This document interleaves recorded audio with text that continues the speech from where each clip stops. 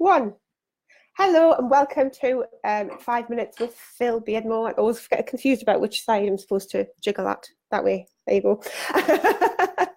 So today we're going to be talking about environmental branding. While we wait and see if anyone else is going to come on live, usually I like to just talk about what you've been doing today. So why don't you tell us a little bit about what you've been doing before I properly introduce you?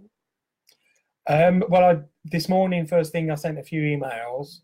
Then I actually did 2 hours of yoga. Oh, great. I didn't know you did yoga. I decided there are people, because I've got an unlimited monthly pass, then you can go as many times as you like. And there are some people that go to 2 successive classes.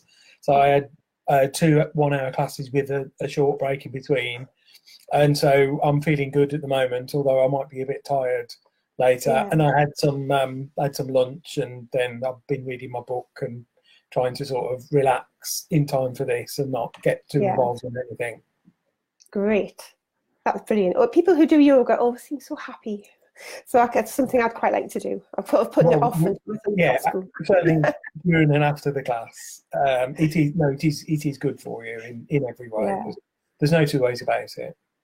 Fantastic. So I've been to Insta Sisters this morning, which I'm not sure how to describe Insta Sisters, but Anne English from Create Intrigue was talking, and she was fascinating, and we all had lovely lunch and a really nice chat, and it was just great. And then just drove back I didn't drive back at speed because Louise was driving, but I felt like got to get back quickly. Yeah. So now we're going to talk about environmental branding. So do you want to tell people, firstly, a little bit about who you are and what you do, and then secondly, what environmental branding is or what you mean by that? I'm an environmental consultant specialising in energy efficiency, renewable energy and water saving. I've been working in energy for about 20 years now, and running my own business for about 10 years. I work mostly with voluntary organisations, but increasingly with private sector businesses who are finding that their energy and water costs are getting out of hand.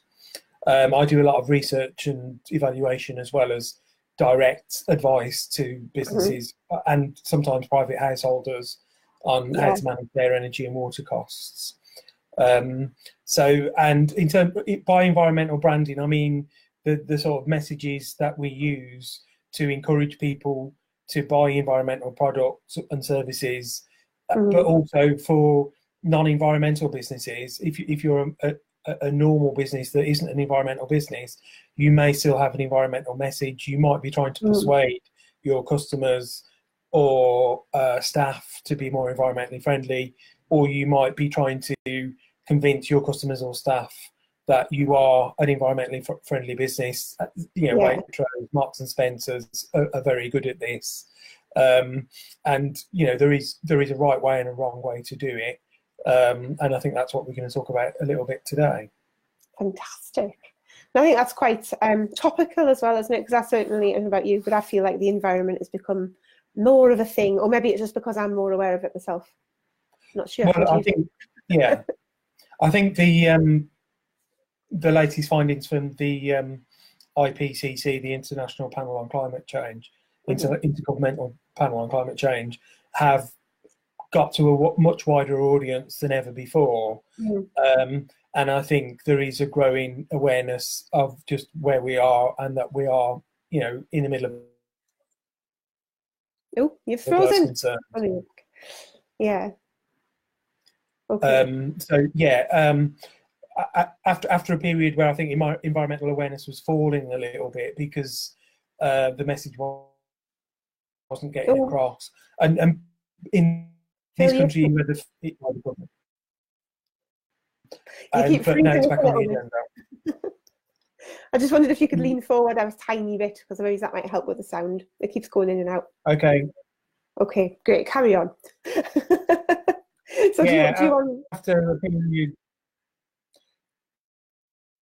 over failed initiatives, government-led initiatives in this country, I think it slipped down the agenda, but I think it's well and truly back now. And also environmentally, I think the economics of it are making more sense to people as well. Yeah, definitely. That's brilliant. So do you want to share your first tip, and we can talk about it a bit more? I think the first one is to be positive. There's a lot of negative finger wagging sort of environmental messaging out there, and that doesn't work.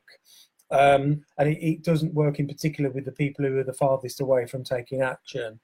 Yeah. An example of this is towels in hotels. So, you know, when you stay in a hotel, and it encourages you to reuse the towels or not to Yeah. put them in for washing if you haven't used them.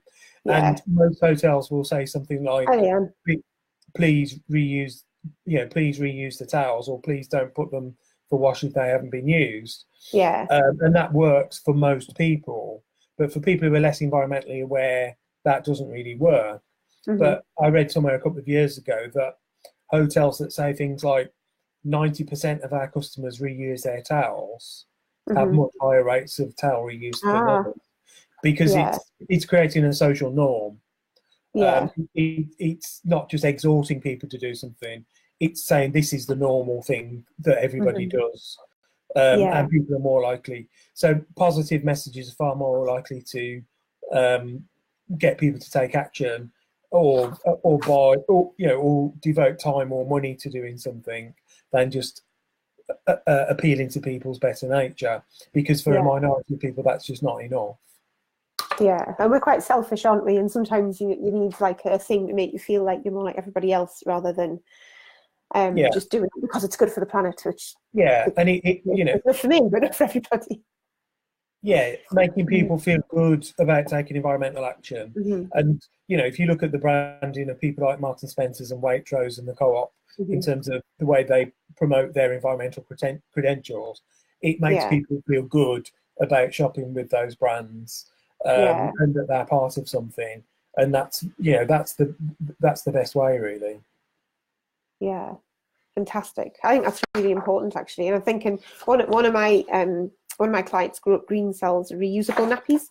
Yeah. And once I started working with her, I started buying reusable nappies for my daughter. But she's got three key messages on her homepage, which are all really positive things about why you should use them. It's not sort of, she doesn't do the full finger wagging thing. And I think that is really important, because otherwise people could feel really bad about it. And even if you use one reusable nappy in the lifetime of your child, it's better than not using any at all. So, and I've seen that website, and it's a really good example of positive environmental branding.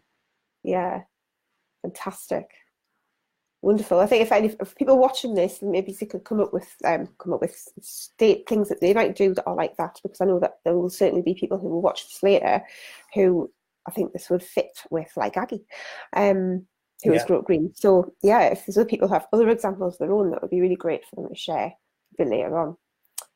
Fantastic. Yeah, I think that's really important. So do you want to tell people a little bit more about how they can work with you before we move on to tip number 2? How you can work with me is I give advice and consultancy to businesses large and small, and also to householders. And for a small business, it might be half a day. I'm based in Birmingham, but if you're outside of Birmingham, then a site visit isn't always necessary. Sometimes I can help you remotely. And what I'll do is look at the energy and water use in your current business, and work out and give you some tips and detailed advice on what you can do to manage your energy and water costs and reduce your environmental impact. And for a small business, that doesn't take a lot of time. And there's always something that everybody can do. No matter how small you are, there's always something that, and it might be stuff that you've overlooked. People, for example, underestimate the value and the ease which you can save water, and how much money you can save, and also the environmental impact of it. And if you visit my website, www.philbeardmore.co.uk, then you can get in touch with me. I'm also quite easy to find on LinkedIn. And for people watching this, I'm offering an hour's free advice. So the first person that gets in touch with me after this broadcast, I'll give them an hour's free advice, which might be by telephone or written, depending on what they need. Yeah, fantastic. Excellent. So there are all things you can go. You just reminded me when I used to be when I used to work for a design agency. Before I started doing this, we had rainwater toilets. Yeah. Which I thought that was great. But I've seen there's a lot more of them now, obviously, than there was then. But I think that was 10 years ago, and to me that was like quite exciting. I'm like, so every time we go to the toilet, we're sort of saving water and things like that. So I guess that could be one of the things. What could be maybe one very tiny thing that we might be overlooking that we could actually do today? Almost all my clients are using the heating controls incorrectly. There is almost every business and every household can save energy and money through better use of heating controls. And sometimes I mean, the question I ask people is, when was the last time you touched the heating controls? And if you haven't looked at your heating controls this morning, then you've probably missed an opportunity. Most people just leave them and look at them every now and then. But certainly in a bit, and the point is that now that you can get smart heating controls, which manage your heating use much more efficiently than you can manually, and are, certainly in a business, are a very cost-effective investment, because they do it without you noticing, and that they get used to your patterns of use of heat, and the times that you're open and so on and so forth, and they respond to temperature.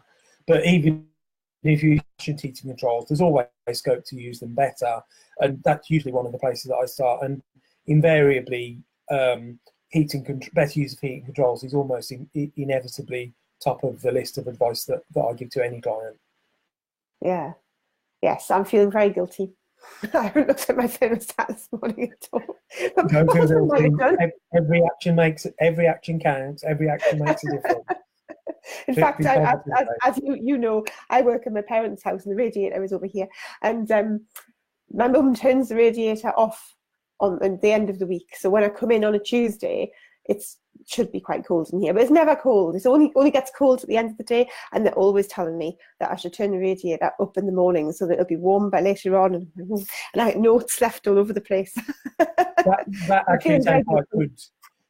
I don't know the house, and I don't know how well insulated it is, but it sounds as if she's got a strategy for managing energy use. Oh, I'm very organised, yeah. Which most people don't have. And certainly most businesses, they don't have any kind of strategy, so businesses will typically have a health and safety policy, they'll have a working from home policy and an IT use policy. But apart from a vague commitment to reducing their environmental impact, they don't have any kind of policy, procedure or strategy for managing energy use in the home, in the business. And that strategy doesn't need to be complicated. It can be as simple as, these are the times at which the heating will come on and off. These are the places where we will put stickers asking people to, turn taps off and to close lights when they've finished. And often it is the most simple, cheapest, and DIY actions, the zero cost and low cost actions that make the most difference, because the most sustainable energy of all is the energy that we don't use. And not using energy and water when we don't need it is the most cost effective way to manage our costs and also our environmental impact. Yeah, brilliant. So we definitely all have room for improvement, and I think that sounds really sensible, to just sit and think about what you could actually do rather than just making a vague commitment. I bet a lot of people don't do that. Fantastic. Well, it's for businesses, it's a question of time.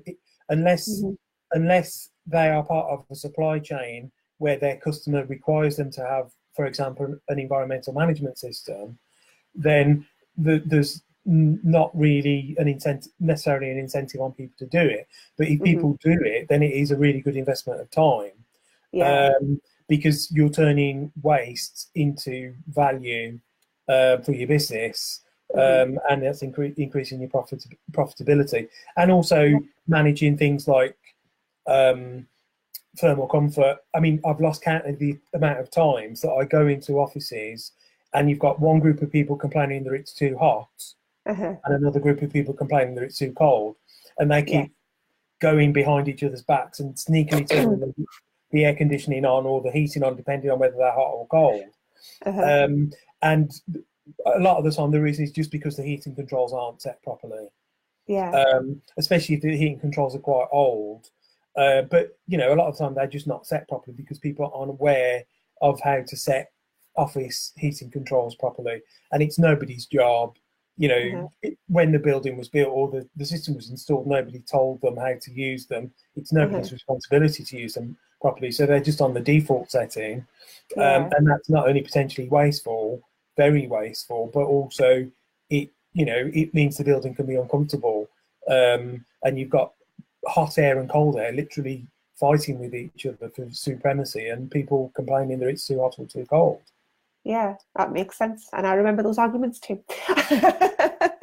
Yeah, brilliant. Okay, so Leanne said, are people really that lazy that they don't turn off taps or lights? Yes, people really are. Unfortunately, yes. Lights in particular. I mean, I think people are slightly more aware of taps nowadays, but I still go into a lot of buildings where lights are left on. I mean, if you go to office buildings on evenings, you can stand outside, you can see lights that have been left on, and you know that there's nobody in that office. And toilets in particular, bathrooms, people leave lights on. And, you can get zoned, you can get motion sensitive lighting controls for bathrooms, or rooms that aren't used very often, store cupboards, bathrooms, where somebody could leave a light left on and it's on overnight for hours. But motion sensitive controls of lighting are quite a cost effective measure in those type of situations. Yeah, and they're great when you go to the bathroom because nobody else has touched them. Yeah. With the switches. Yeah, I think people are very lazy. My kids are very lazy, but by the time they're grown up, proper, sensible adults, they'll be good at leaving light. Thank you very much. Thank you.